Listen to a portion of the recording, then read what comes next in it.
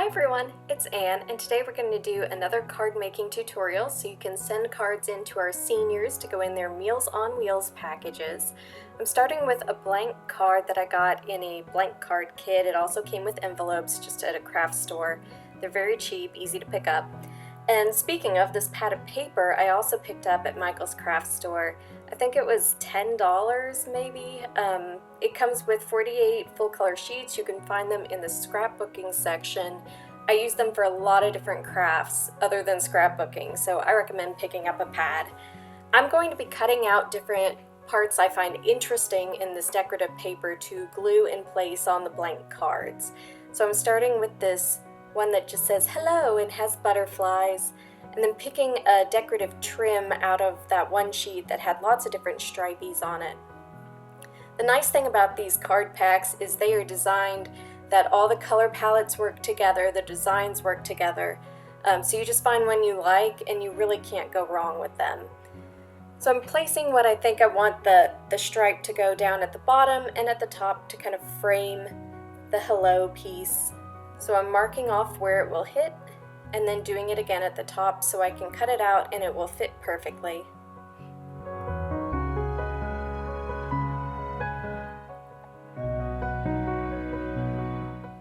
And then just seeing how it looks.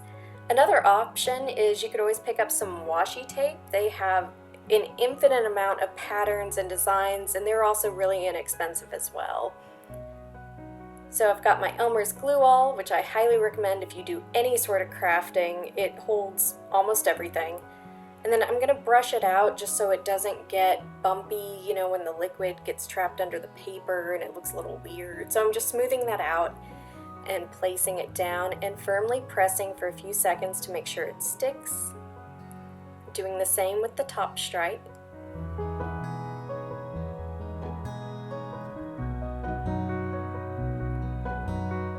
And then with the main greeting of the card.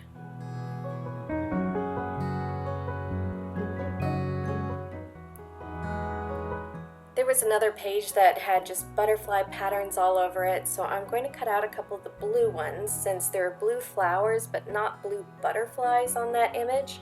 So that'll give it a nice little contrast and it works nicely. I'm adding one on the inside as well, just to give the inside a little bit of decoration so it makes it a little prettier.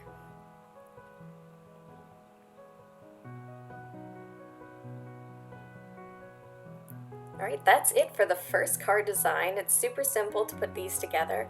I'm going to show you another option using the pattern here of the bicycles. I know some of our seniors recently went to Mackinac Island where they use bicycles all the time, so I thought it might be nice if someone got this and it reminded them of a good trip they had.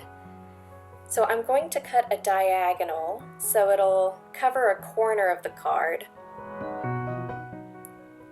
And at the top there was this cute little tag that probably was meant to go on a gift, but it says smile, and I thought it would fit really nicely on the card's front. So I'm cutting that out, shaping up any edges that are a little jagged.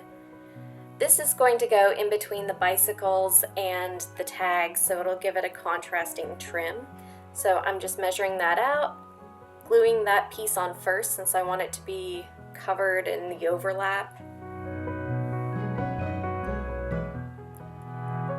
And then placing the bicycle piece on top of that. And lastly, the banner tag that says smile.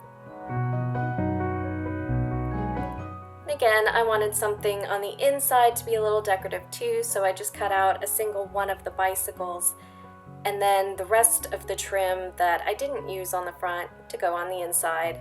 And that repeating pattern really brings a cohesiveness to the card too. So that's it. I highly recommend getting some of the decorative paper in the craft stores. It's so easy to use. Anyone can make a card with these. So please, please, please, please make cards for our seniors. They desperately need some cheering up in this time of isolation. We're going to place them in the Meals on Wheels bags for them, so please send your cards to Tara Stone. Share your results, #ConnectWithCards, and we'll see you next time.